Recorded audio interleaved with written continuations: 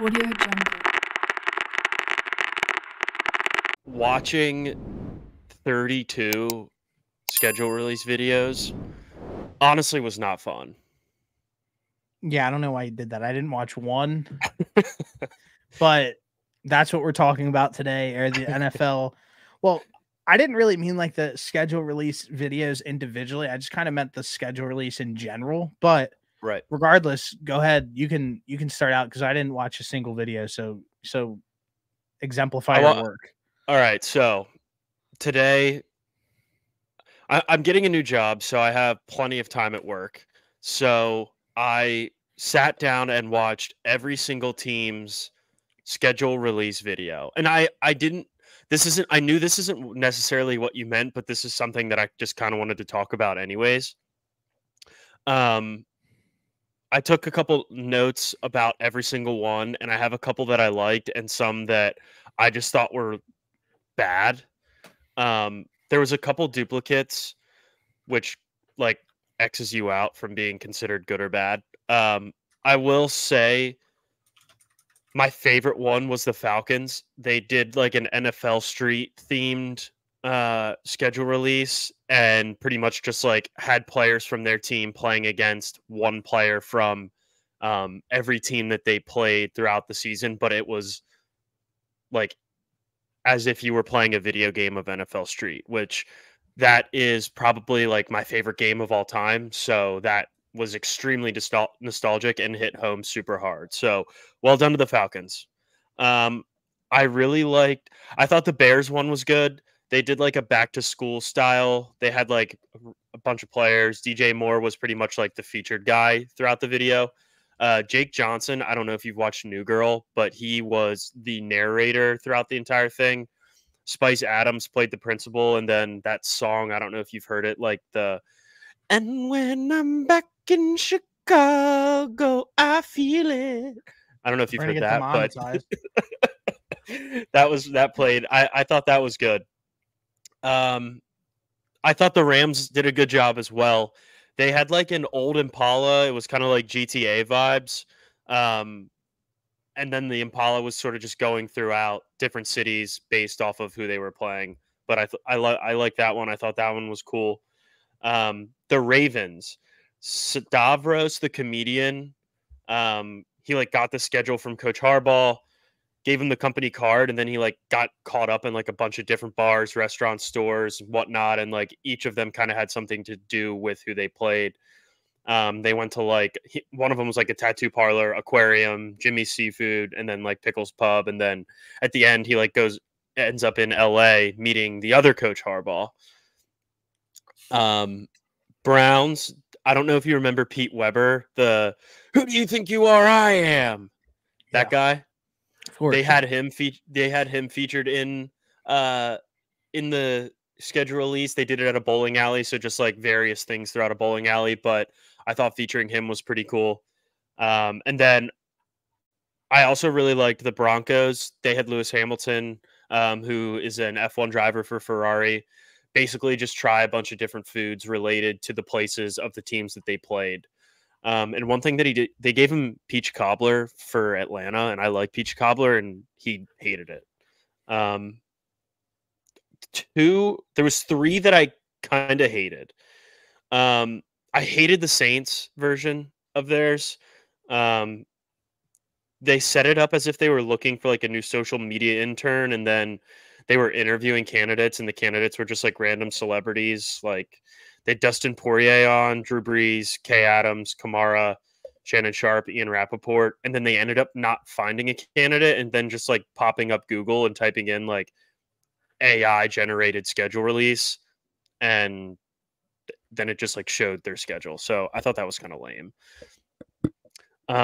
The Bucks had like their players drawing something related to the opponent, and then another player had to guess who it was based off of the drawing. And like, I understand these players are NFL players and they're not artists by any means, but they were absolutely terrible at drawing. And I'm not Picasso, but if I had to draw something related to an NFL team that I was playing, I would definitely do a better job than these guys did. It was astonishing how bad these were. They looked like they either did it with their eyes closed or it was on a first grade level. It was kind of concerning. And then last but not least, the Colts did like this slideshow as if they were in a team meeting, and each team would pop up on the projector, and they had this woman pronouncing the names of the teams that they were playing, but she would like pronunciate them in a way that isn't how you pronounce them. So I don't know. I didn't really like it. It was really weird. Um, so it got a big thumbs down from me. So that was pretty much the highlight of it. I don't need every single NFL team to put out a schedule release video like this. Like, I think the simpler the better now, because teams are making it such a priority to like make a cool video, and some of them were pretty lame. Um, and another thing was that the schedule like pretty much got leaked on X throughout the day and days leading up to it anyways. So I knew a lot of the schedules, but yeah, that's pretty much how I spent my day today. Bro, respectfully, out of all of those, how did you just like not bring up the best one? And that was the Chargers. Because that's like already the agreed upon one. Okay. I have it in my notes as like they did a sim themed one, and it was probably the best put together of them all, but it wasn't like my personal favorite.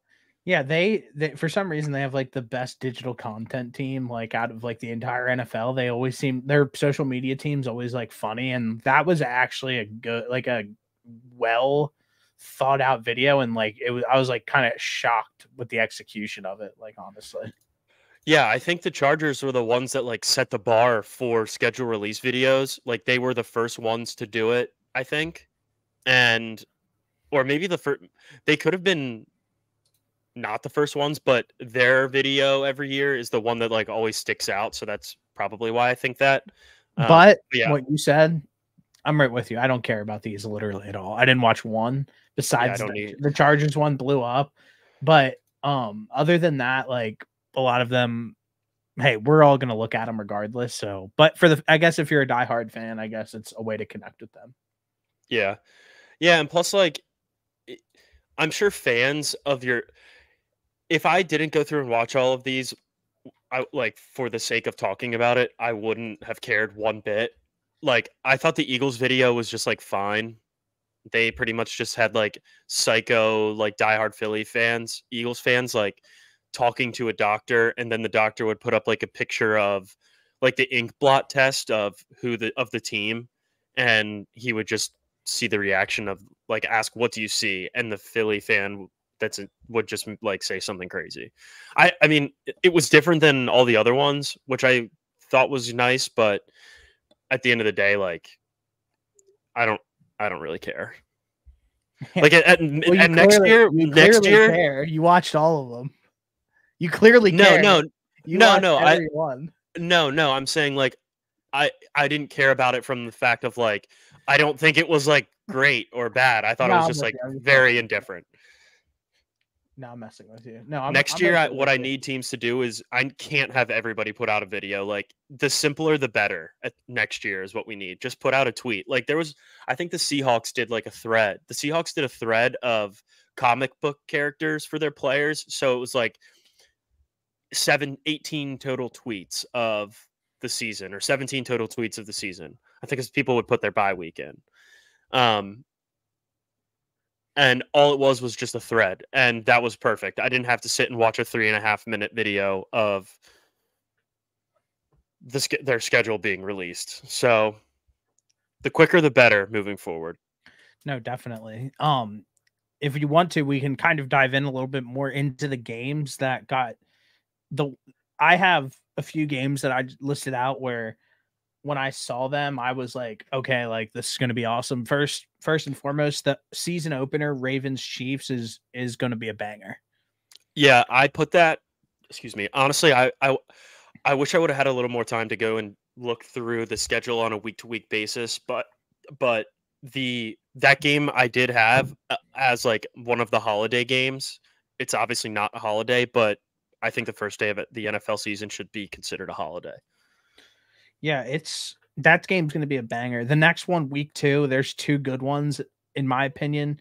Bengals Chiefs, and then Yeah. the other one that stuck out to me right away was Texans Bears. Yeah. I mean, pretty much just anytime you get to watch Caleb Williams is going to be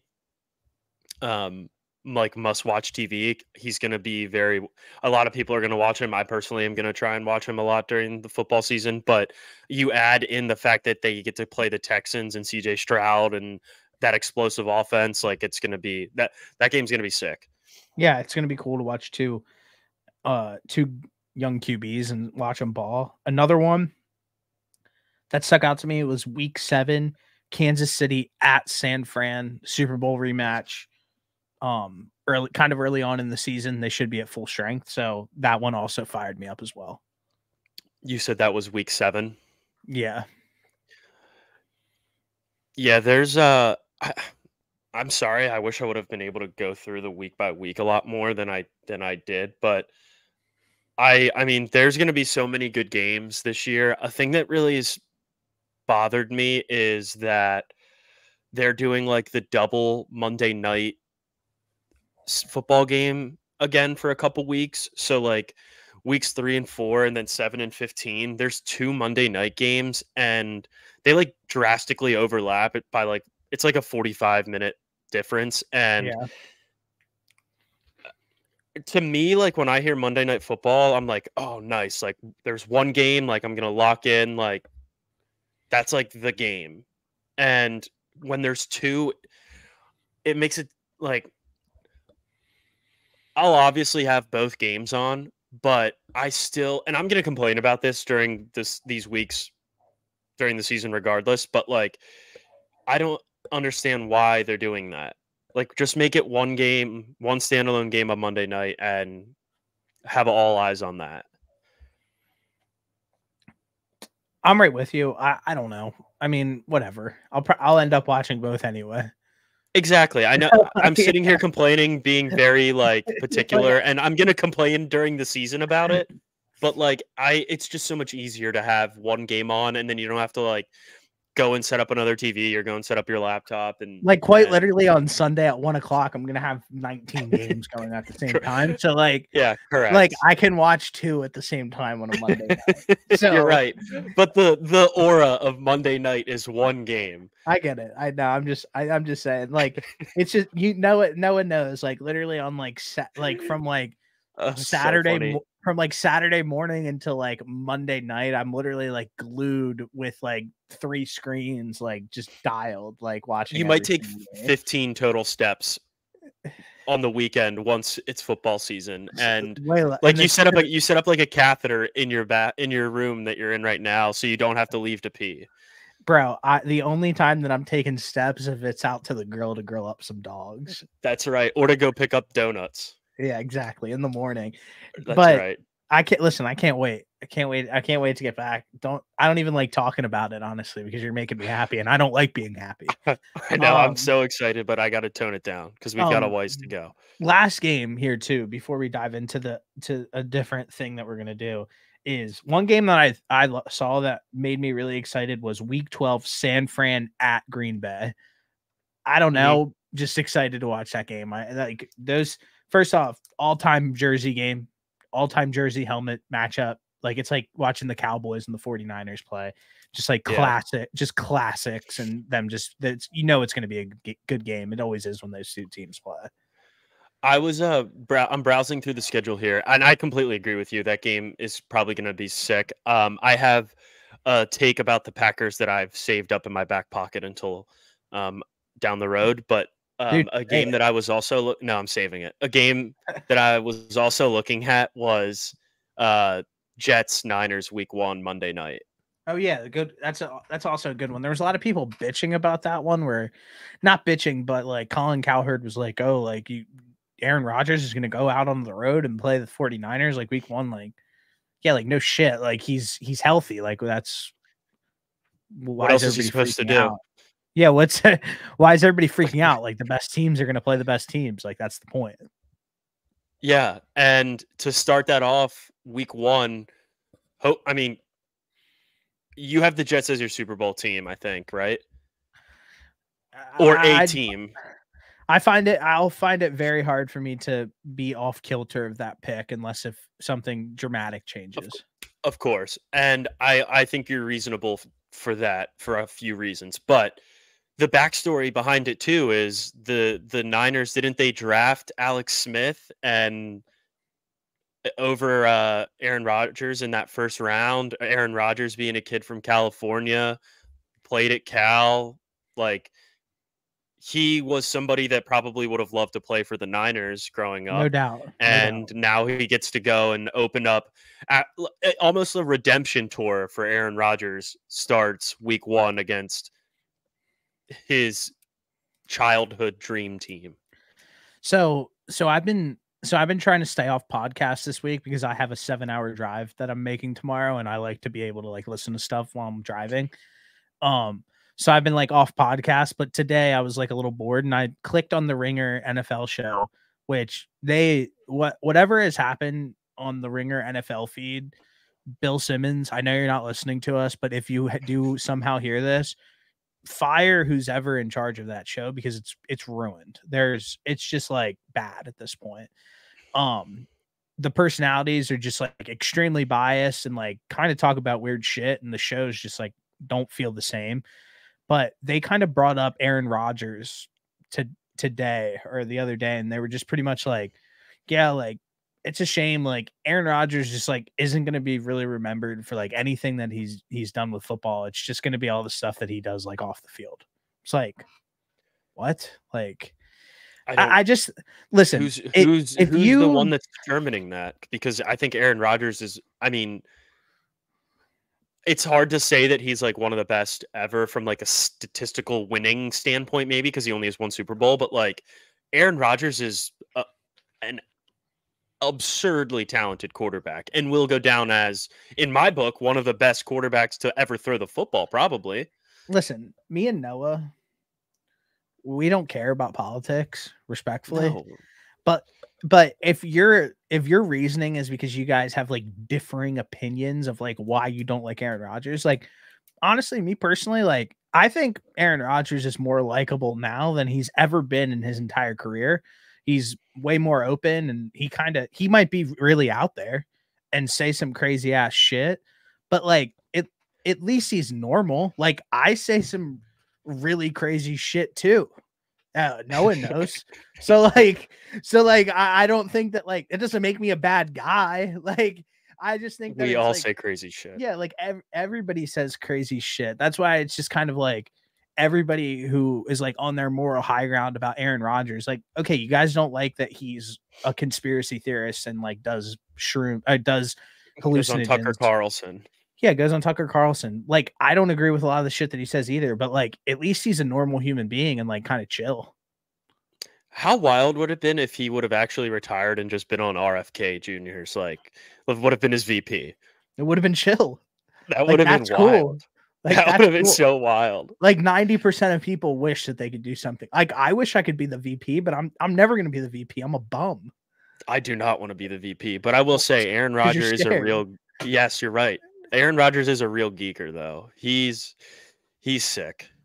Yeah, and it's funny because remember last year we were like tired of Aaron Rodgers because he just kept like going out and saying how close he was to being back at the end of the season. Yeah, I think our narrative just completely changed right there. No, I think that like the reasoning why it was an issue at the end of the season last year, it was like, you guys are so bad. Like, just let this team be bad. Like, yeah, like it's over. Like, don't give anybody, like the Jets fans are tortured enough. Like, don't like give them some, like, bro, Nick was literally looking at me when Zach Wilson was starting every week and being like, once Aaron gets back, like we're going to have a real shot at this playoff run. I'm like, I actually feel bad for you.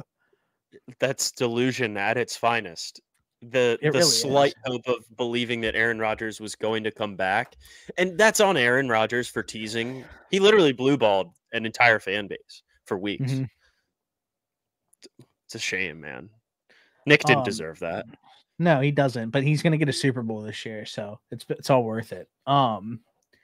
So I guess the first thing that I want to ask you is, do you want to do who has the most at stake this season, or the NFL like stuck out to me as like the easiest strength of schedule and the hardest? Which one do you want to do first? I had a couple other notes that I wanted to talk about as Okay, go far ahead. as just like the schedule goes. Go So ahead. I did write down all the international games just as like a housekeeping type situation. So I think there's what, five? I got five international games. Eagles Packers week 1 in Brazil, Vikings Jets week 5 in London, Jags Bears week 6 in London, Patriots Jags week 7 in London, Giants Panthers week 10 in Munich, Germany. I got the holiday games, obviously Ravens Chiefs week 1 opening night. That's a holiday. Thanksgiving we got Bears Lions, Giants Cowboys, Dolphins Packers. We got Black Friday, Raiders at Chiefs, and then Christmas Day, we've got Chiefs at Steelers at 1, Ravens at Texans at 4. The reason I mentioned the times for those two games is just because I wish they were a little bit later. I know that the NFL is like trying to take over Christmas Day now, and that's always kind of been an NBA thing. But if you're going to do it, like maybe move the games to like 3:30, 4 o'clock, and 8. That's just personal preference. If you don't agree, you can suck it. I've got here. Let me see here. Oh, yeah. I do want to talk about this. The NFL needs to relax with putting all of these games on different streaming services. Now, am I going to make sure that I have every single one in order to watch these games? 100% because I'm a sucker. But the fact that I have to have 12 different streaming services to watch the NFL is getting ridiculous. There's YouTube TV, there's NFL Ticket, there's Netflix. What are we doing? There's HBO Max, there's Peacock, you have to have so many different things just to watch. Amazon Prime, like, I'm going to have them all, but can we just relax? It's the game. It is the game, but I'm tired of it. No, I'm with tired you. of this, Grandpa. But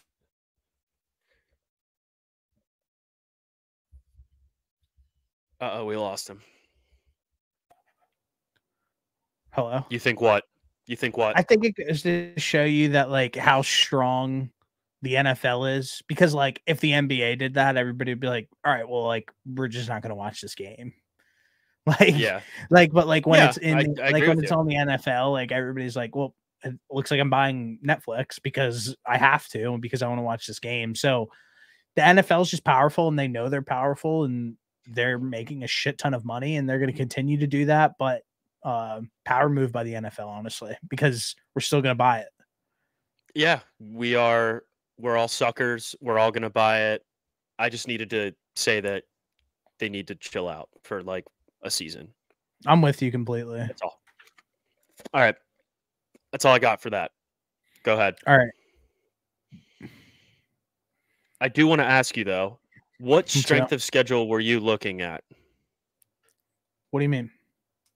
So there's the strength of schedule that comes out every year that's based off of the record of the opponents from the previous season. And then there's one that Warren Sharp puts out that is based off of the win total of the teams that each team is going to play. Yeah, I mean, there's multiple ways that you can do it, kind of like the universal like strength of schedule.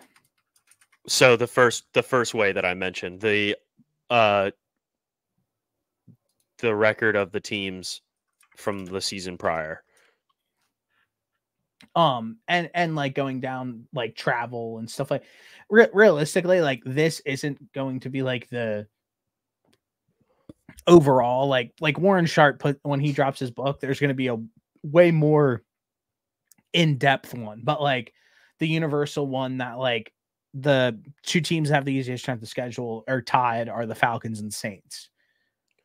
Okay, I was looking at a different one. So can you pull up the one that you were looking at? Just so I'm on the same page as you, because I was using Warren Sharp's that he posted, and it is the 2024 NFL strength of schedule based on Vegas forecasted win totals, and it has the Falcons at 1, but that's not where the Saints are. The Saints are not at 2. Yeah.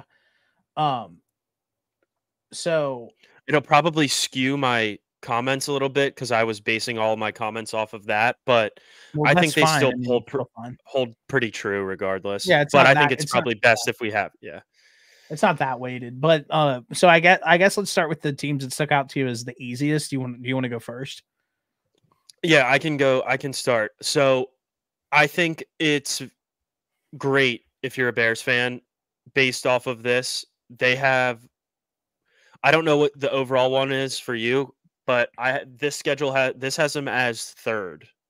Yes. Okay, so we have a rookie quarterback standpoint, also the third easiest schedule. I think that's phenomenal for the Bears. That's something that really stood out. I mean, having that easy of a schedule with a rookie quarterback and something that you're really trying to build with, and I don't know, just like high, maybe not like necessarily high expectations to win a I don't know because I keep hearing people that are like, I think the Bears might win the NFC, and I'm like, all right, well, let's relax. But I think that that's a phenomenal way if you're Caleb Williams to come into the league with. They couldn't have set it up any better. You have all these weapons. You have the same head coach in place, and then on top of that, you have the third easiest schedule in the NFL. That's something that really stood out to me. I think that's phenomenal if you're a Bears fan. Definitely. We definitely touched on the Bears on this, and I'm right there with you on that for sure. The first team that I will give is the Atlanta Falcons, who they had one of the easiest schedules last season and did not take advantage of it, and now they kind of double down and get another easy schedule, add Kirk Cousins into the situation. They play their division with the Panthers obviously in it, and the Bucks and the Saints, which I think the Saints and the Bucks and the Panthers are lesser teams than the Falcons are. I just think that.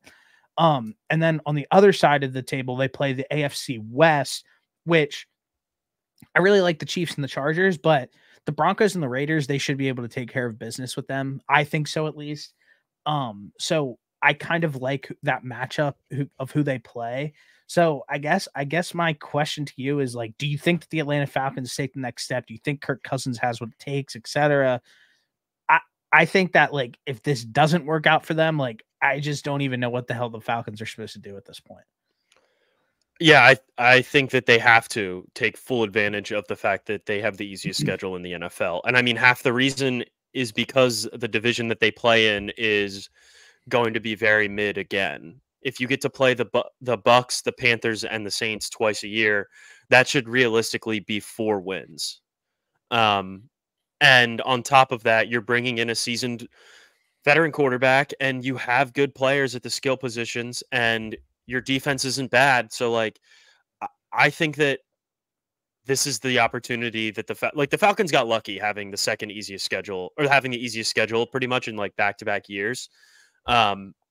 And I think this fits perfectly for a team that really needs to like have a winning positive season, because some of those guys you kind of have to figure out, and that's the whole reason they brought in Kirk Cousins too, is like we have to figure out what we have here. And I also think it helps too with a new coach having that easy of a schedule. Like, hey, we might be able to kind of ease our way into this a little bit and figure out like and grow as the season goes. Now, I understand that winning an NFL game is not easy regardless, but having an easy schedule and playing those teams in your division really like twice a year really helps. So I think this is going to be a big year for the Falcons. I think they have to take full advantage of this. And if they don't, they're in hell, because they are stuck with Kirk Cousins. And I mean, who knows? Maybe they start off slow and they're like, hey, Kirk Cousins might not be the answer. Pivot to Michael Penix, and maybe he gets it done. I have no clue. I just think that like it's just one, and that's as I know that you gave an answer, but that is really what it comes down to. I like the idea of the Atlanta Falcons. I really liked them last season, but Desmond Ridder was terrible, so bad, and had so many turnovers. So on paper, like, yeah, this makes a ton of sense, and like it sounds all good, great, grand, and wonderful. But like at the end of the day, like I just kind of need to see it happen. But yeah, So I have their schedule pulled up. What do you think happens if the Falcons start out 0-3, have a real slow start? Because they start out with the Steelers, Eagles, Chiefs, and say Kirk Cousins doesn't really look great. Do you give him a little bit more leeway because he is coming off an injury? I Or are don't you like, know. well, we drafted Michael Penix 7. Like, do we pivot to him? We can't give up this. Like, we can't If you give throw away Michael this season. Yeah, but what if you throw Michael Penix in and he's not ready? All right, Like, then do you you know what I got two mean? Like, guys. it's Yeah, just then it you got seems two like guys such a that don't weird. know. Yeah, then you got two guys It that just you seems don't so. know what they're doing, and then you just go back to whoever's paid more. I guess I don't know.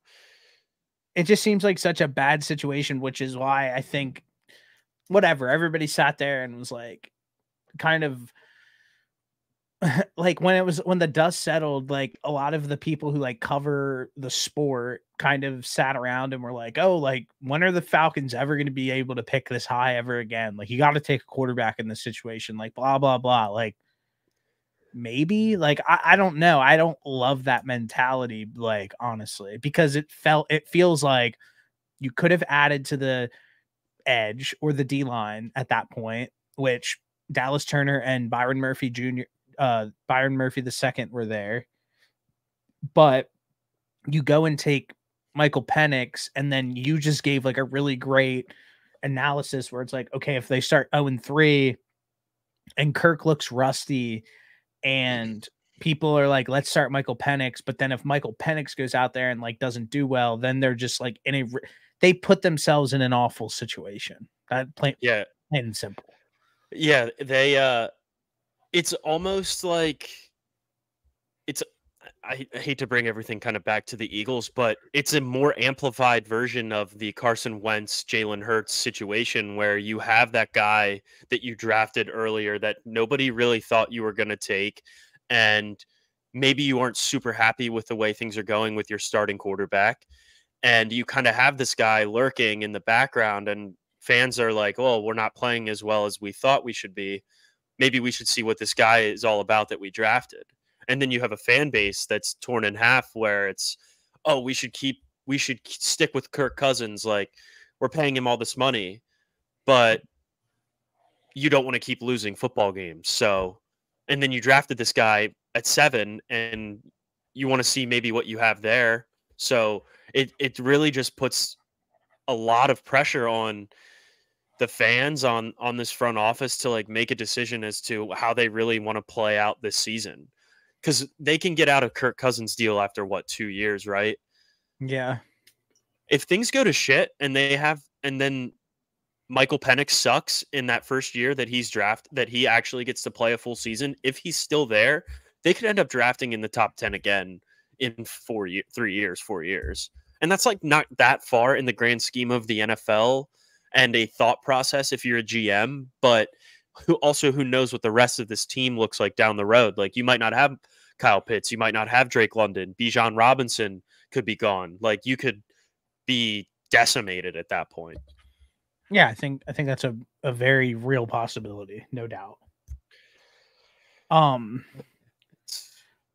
team that I personally like am trying not to get super excited about, but it's starting to get to the point where like it's almost impossible for me to not feel this way. The Chargers have an extremely easy schedule. They're tied for like 27th, so that's like fourth or whatever, easiest schedule in the NFL. I know that they have to play Mahomes and the Chiefs, but like I love how the Chargers instantly change their philosophy of their team and the feeling of their team in just one offseason. Like going and hiring Jim Harbaugh, getting rid of like 2 older receivers who were extremely expensive, getting rid of Austin Eckler, like doing all of these things. And everybody kind of like sat there and was shell shocked and was like, oh, like, well, what are you going to do? Like, you don't have those wide receivers. You don't have any weapons for Justin Herbert. Like, Justin Herbert is a bona fide superstar. I really like what they did in the draft, getting like Lad McConkey and getting another tackle like Joe Alt. They're gonna run the fuck out of the football. They signed Gus Edwards and J.K. Dobbins. They have Greg Roman as their OC. Like, this team is going to feel so different, and their philosophy on offense is going to feel so different. And this team identity is so different that, like, one, I love that. I love that if they had one of the hardest schedules in the NFL, but they have one of the easiest schedules in the entire NFL. Like I said, you play the Saints, Panthers, Falcons, and Bucks, and then in your division, you only have to worry about the Chiefs, and then you play Broncos, who we think are really far off, and the Raiders, who are extremely far off. So I don't know. I love this opportunity for them. If they can just split with the Chiefs, like, I don't see them not having a good season, I guess is what I'm getting at here. I think the only thing that I like need to look into a little bit more as far as the Chargers go is just like their defense overall, because it was bad last year. And I think pretty much what the Chargers did this offseason was almost like a soft reset. Like you mentioned, clearing some of those older guys, some of those bigger salary number guys, and bringing in another tackle. And I think bringing in those running backs too, man. I think that once the Chargers solidify a run game, I think we're going to see just like an insane level of Justin Herbert out there, because he's not going to have to try and throw the football 50 times a game and put these guys in a spot where they have to come back or they're up by 2 touchdowns. How many times did this happen? They were up by 2 touchdowns and they just couldn't run the football, so they had to throw it all over the field. Like, when you get Jim Harbaugh in the building, that is a guy that is going to run the football, and that's a guy that's going to instill hard-nosed football into a locker room. And he's already doing that. He's not playing music at OTAs. I'd be pissed, but I get it. I fully get it, man. I hated him, but that's because he won football games. So I think the Chargers having this easy of a schedule, and at the end of the day, they still have Justin Herbert. So, like, how bad is it really going to get? I don't really know if it can get much worse than it did last year. And another thing, too, that hard-nosed thing, Justin Herbert is one of the toughest guys in the NFL.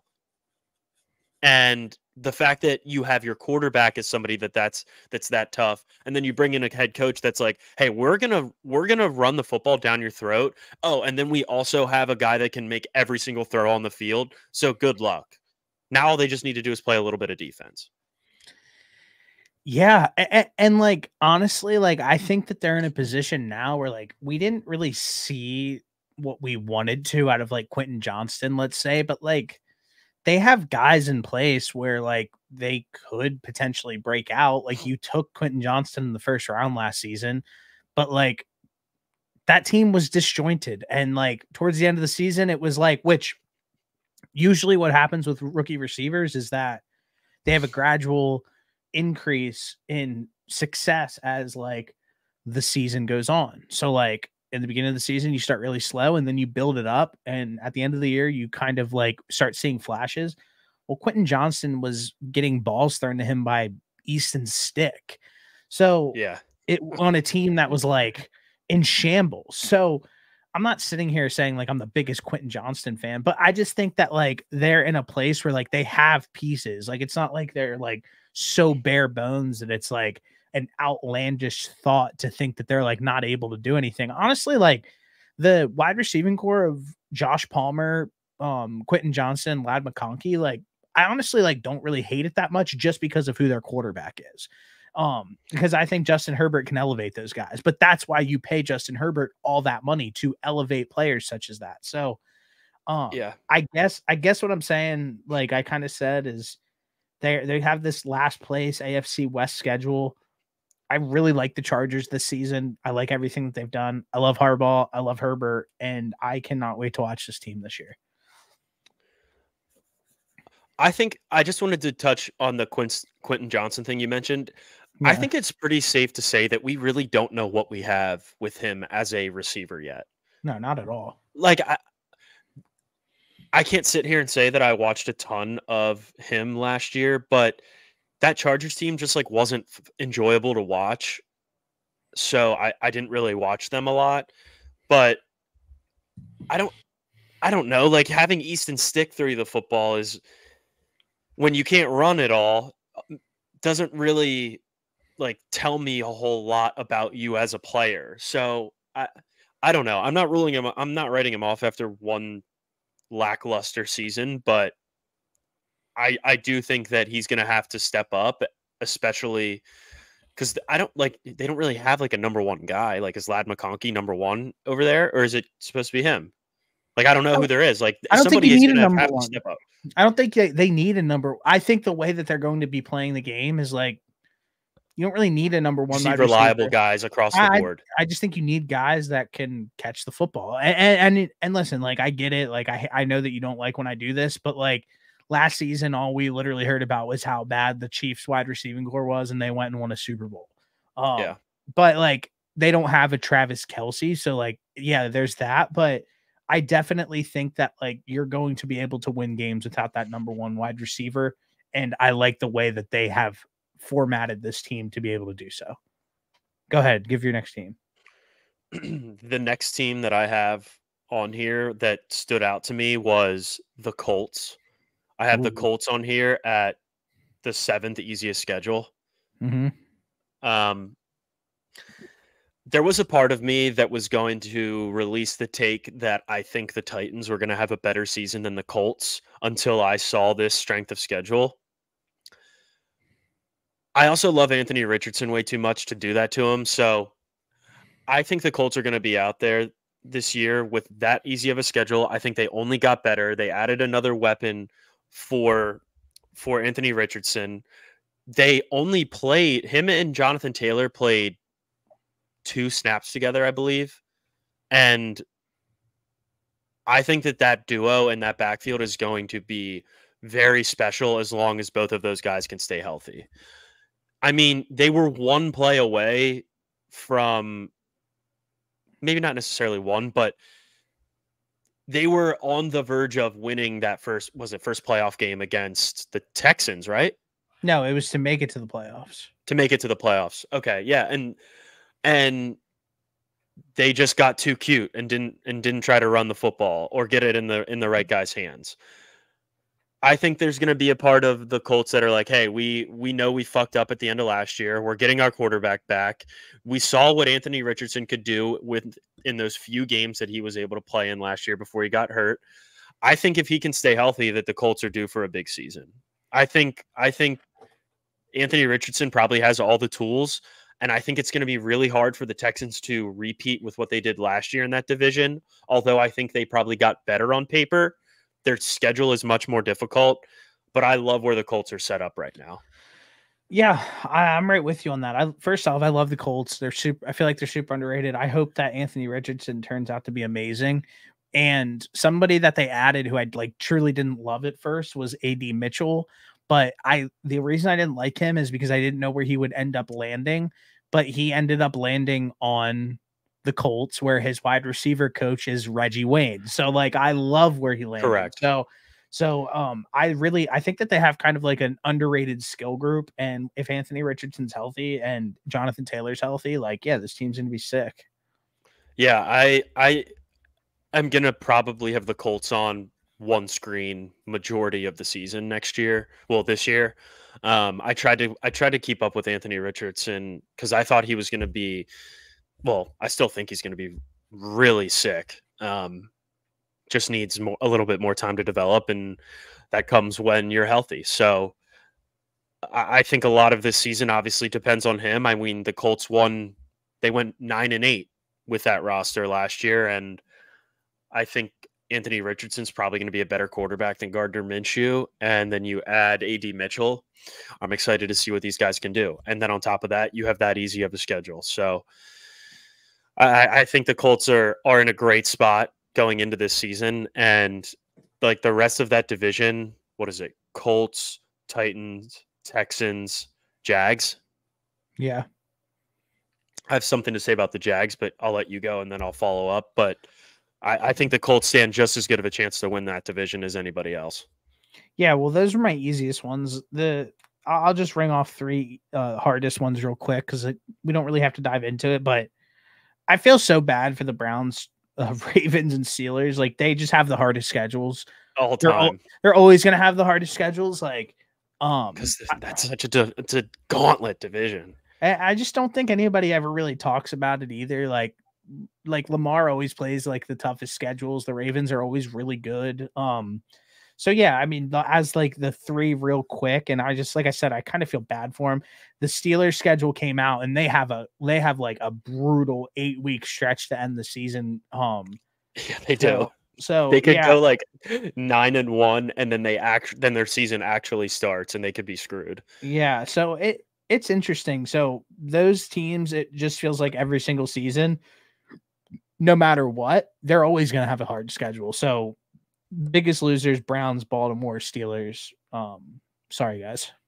Yeah, I was gonna say on here it has the Steelers with the toughest schedule, Ravens with 29, Browns with 30, and then for some reason the Bengals have the 6th easiest schedule. Is that what you're seeing too?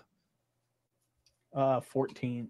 So whatever number. Right in like middle of the pack. Okay. Yeah, the top three on this is Cleveland Browns, Ravens, and Steelers. Yeah, that sucks, man. That's gonna be miserable. Those teams are just gonna kick the shit out of each other the last half of the season. They always do.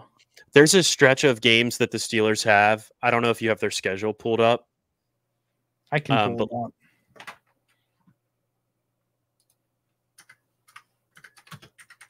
I got it right here. So they've got from November to the end of the season, they go at Cleveland, at Cincinnati, home against Cleveland, at Philadelphia, at Baltimore, home against the Chiefs, home against the Bengals. That's so bad. That could be very ugly for Steelers fans down the stretch. Now, I hate to say it, but who knows if Joe Burrow is even going to make it to that first game against the Steelers, because that guy can't stay healthy. But if he does, that's going to be a absolute miserable stretch of 8 games right there. I completely agree. Go ahead. You have another team? Yeah. So I have the another thing that stood out to me, pretty much going back to that AFC South division, was the Jaguars. I don't know, like, is this segueing into like the teams with the most at stake, or just like keep it at? I think we'll get into the teams with most at stake. Would you want me to just do the hardest schedules, my last two, and then you can just do that real quick? Because the last two that I just wanted to point out real quick for the hardest schedules was Houston has an extremely hard schedule, and then the Giants have a really hard schedule. The Giants can't catch a literal break; they're just going to be terrible for the next 10 years. So, but I had the Texans too. I had the Texans too as like a let's keep our eye out on them, because they had obviously a great season last year, and for them to have a really tough schedule, even though I think we both would agree that they got better on paper, it doesn't get easy. It doesn't get any easier. No, and you're dead right. Like, you were playing a last place schedule last year, and played above expectation, obviously, and now you're playing an extremely hard schedule. So we'll see if like that sophomore slump or whatever it is like happens for CJ Stroud. Yeah, that I had them, and then I also had just like the entire AFC North as well. So I can segue into like who I think has the most to prove if we're good on that. Like most at stake. Yeah, most at stake. I took it as most at stake, but like most to prove too. I have the Jaguars as my like number one team. I think Trevor Lawrence, I know he got banged up, but I think Trevor Lawrence needs to have a very big year next year. And I think the Jaguars need to at least win a playoff game and be within one score of the second round playoff game. They started off hot. They were started off hot. They were 8-3, and then to finish the season, they lost 5 of their last 6. There was a point where they had a 98% chance to make the playoffs and just choked it away. They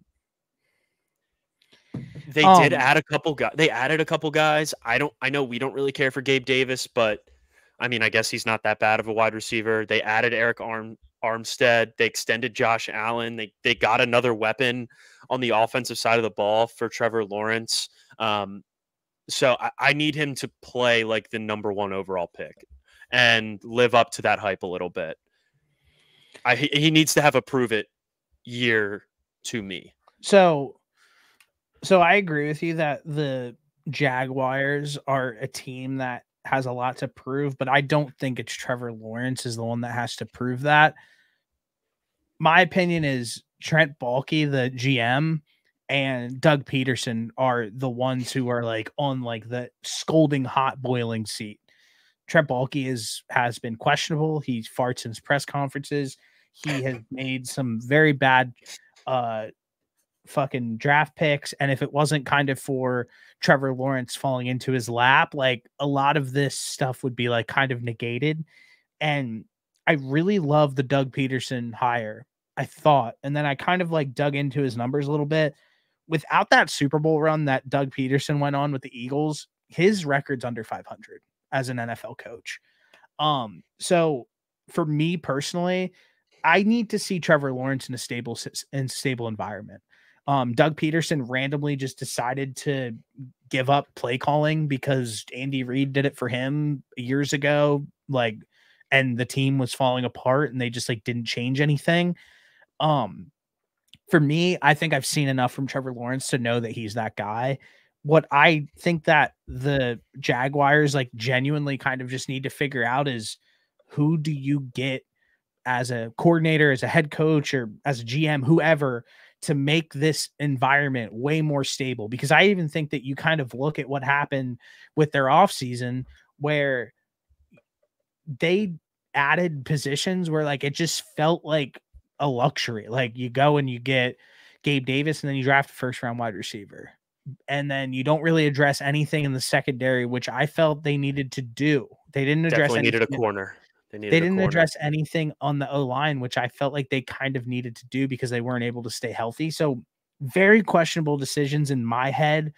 I don't view it. I would love to see Trevor Lawrence ball this season because I think he will. But if you kind of like think back to like and watch what happened last season, he had a major knee injury, which everybody thought that he'd be out for an extended period of time, and he played through it. And then if you watch the Jaguars, which I watched a ton of Jaguars football last season, one, Christian Kirk missed some time. He was a very important piece of that offense. And then on top of that, they had so many plays where they should have had a touchdown where like the wide receiver like didn't get the second foot down. Or like or they just dropped it. I think Calvin Ridley dropped like a bunch of passes, right? Yes, and that's why it was just so weird. Like that team last season was so frustrating to watch. But when I look back at it, obviously Trevor Lawrence has some bad games, but all quarterbacks do. I don't really view it as like a Trevor Lawrence issue. I view it as like an organizational issue that they kind of need to get figured out. Because I'll let you know one thing right now, that if everything fails this season, Trevor Lawrence is still going to sign a massive deal, and Doug Peterson and the GM are going to be fired. And I want to follow up with what I said with this. I fully believe in Trevor Lawrence being the guy there. I think you would be foolish if you didn't. But I'm looking at it as just like like it's easier for me to say I want to see like Trevor Lawrence take this over and be like the leader there. I agree. It's hard. Yes, we can sit here and shit on the GM, and rightfully so. But I think at the end of the day, like I would just much rather see Trevor Lawrence say, okay, this is what I got. I'm going to go out there and I'm just going to take over and ball out and I'm going to solve all the problems. That's like what I want to see from him. I respect that. I understand that there was a lot of shit that didn't go his way, fought through some injuries. I fully respect that. I want him to stay healthy, and I want him to just like take over because I think he's going to be a great quarterback for a long time, and I just want him to live up to that number 1 overall pick hype because I do like him. I do think he's really good. I think he has good players around him that he can get the football to. It's just a matter of staying healthy, and then we can, if it gets to a point where the play calling and the coaching is that bad, then I can revisit this and say, okay, Trevor Lawrence is in a bad spot. Let's figure out all of this other shit from a coaching standpoint and get that in order. Because as a quarterback, there is only so much you can do. I understand that. And it does feel weird because that Urban Meyer season, obviously, the infamous Urban I don't Meyer even count that. And then like you watch what happened. And I kind of, like I said about the Doug Peterson numbers, where it's like you take away that Super Bowl and like the rest of his career has been extremely underwhelming, honestly. So just something to be on, like, kind of to think about, like, a little bit deeper, I guess, is like, hey, like, there's other stuff going on here. And is the coach the right coach? Like, did they make the right hire after Urban Meyer left? At the time, we thought yes, but as it's playing out, maybe it's a no. But yeah. So my team that I have with the most at stake, and we've talked about this multiple times, so this is going to be put the ribbon on it and it's over. I think the last time we talked about it, we cut it completely. The Eagles have one of the easiest schedules in the entire NFL this season. They have an absolute stacked, star-studded offense, an absolute stacked defense. Kellen Moore as an OC, Vic Fangio as a DC. This team has absolutely, by far, the most at stake this season. I think probably what sticks out to me the most of who has the most at stake is Nick Sirianni, because I'm kind of sitting here thinking, I used to honestly really like Nick Sirianni, and it kind of, the one reference that I'd kind of think of whenever I think of him is like when that scene in Step Brothers when they're interviewing for that job and they're wearing tuxedos and the boss is like super fired up, and then after a while he's kind of just like, well, these tuxedos kind of seem like a little fucked up now. And like that's the exact because they fart and stuff.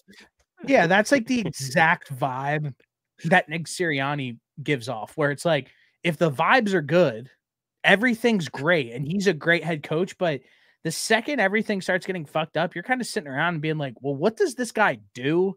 What is his plan? And like, what's happening? Because you have now had coordinators leave the building for jobs, and now you've had coordinators leave the building because they've been fired, and now you have a new set of coordinators. Nick Sirianni has the absolute most at stake this season. He's on the absolute hot seat, and this feels like his last real chance to get this right. And if he doesn't at least win a playoff game, it feels like he's probably out the door. Yeah. I completely agree with you. I think that scene from Step Brothers was probably like the perfect way to say it. If you're going to be that type of guy as a head coach, corny, you have to win football games. Otherwise, exactly what you said is the aura that you give off as a coach, where everything's great, like we love it, like maybe it is corny, but we can get behind it. Once you start losing and you're still corny, as we both know, like Eagles fans, me, myself, I'm included, that shit looks 10 times worse. So from a hot seat standpoint, couldn't agree more. I think that at the bare minimum, I think they might have to win 2 playoff games. Yeah. You can't have another first round exit, even if you lose on like a last second field goal. I think even if that happens, he's out the door. There is too much talent on both sides of the football for this team to not win at least 1 playoff game this season. So I think you're right. I think I had them down as my other team. I was hoping that you would talk about them because I feel like I'm a broken record talking about the Eagles a lot. So I'm glad that you were the one to mention it. But you said everything spot on. Yeah, and you kind of look at what they've given him, what Howie has given him is like, you literally look in that offensive skill position group and you're like, okay, we have a $250 million quarterback.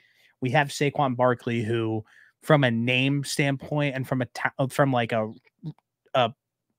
like what he could potentially be standpoint is like one of the From a best running ceiling. backs.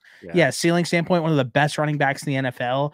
You have an extremely expensive wide receiver in AJ Brown, and then you sign another big deal, extremely expensive wide receiver in Devonta Smith. You have Dallas Goedert. There's really no excuse from at all in my head, at least. Like you have so much invested in this team. This team is all in win now mode. You go out and you hire those two coordinators. I just think that like you said, like you're right. I kind of downplayed it a little bit. This team at least needs to make it to the NFC Championship, if not the Super Bowl. Otherwise, this season is complete failure. I don't realistically think you can look at it any different. And I know that other Eagles fans are probably going to sit there and agree with us, because a season that ended the way that it did last year, I'm pissed off about it. I know every other Eagles fan is pissed off about it. Howie did a phenomenal job adding at places of need in this offseason to improve this roster on paper. And it's not like the Eagles even needed to go out there and sign Saquon for their offense to be considered one of the better ones in the NFL, I would say. But they did.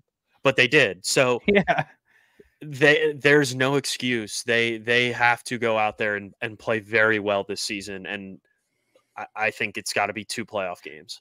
And then even where I think probably we could sit here and be like, okay, like we're fine with the entire team, but the secondary and the linebacking core like sucks. Okay, well you go and sign Devin White. He's won a Super Bowl and has been in the league, played in a lot of big games. Then you go and you draft Quinyon Mitchell, who was a lot of the people's top corner on the board this year. Then you go and draft Cooper DeJean in the second round, who was a very hot name this draft cycle. So you get kind of these guys to fill in these positions of need where like, okay, like we just boosted these rooms up from what they were. Like we have guys in there, Slay can still play, but we brought younger guys in here to boost up this room even more. Linebacking core boosted up even more.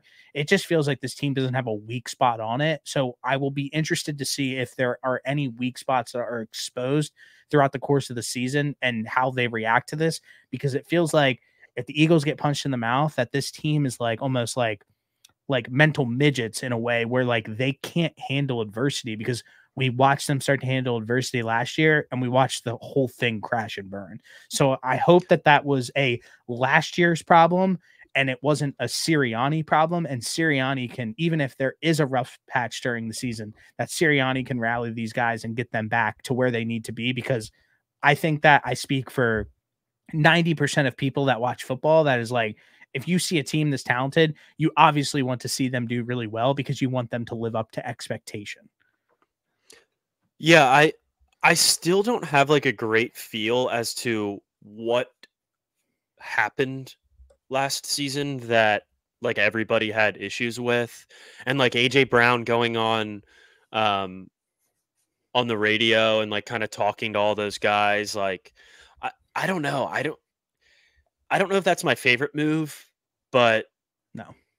I hope that whatever the issue was last year, it's fully resolved, or those people are no longer in the building and they can just focus on going out and playing football. I obviously think you're going to lose games. That's just part of it. You're going to make mistakes. That's just part of it. But you have to be, there was no adjustments that were made that entire season on either side of the ball. It felt like on a week to week basis. So like, that's my biggest thing. And I think that's probably the most important thing. And one of the things that I'm looking forward to with these new coordinators is how are these guys going to adjust on a week to week basis if something isn't working? Because there's talent all over the field on both sides of the ball. It's just a matter of putting it in the right spot to be successful. So aside from having Saquon Barkley, like that's what I'm looking forward to.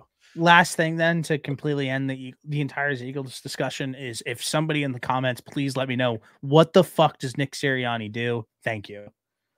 Yeah.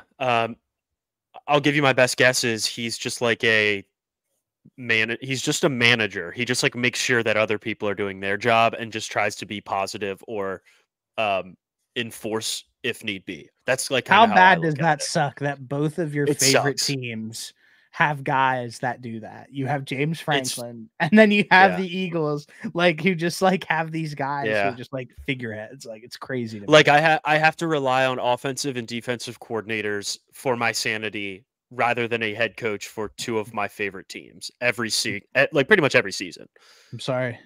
And as we know, if you're good at OC or DC, you normally end up leaving after 2 years max. You leave. Yeah, you leave.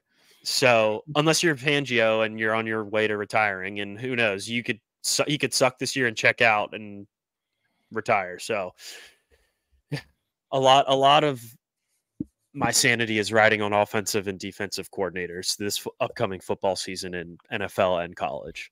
Definitely. All right. Do you have any other teams? No, those were the two that really stood out to me.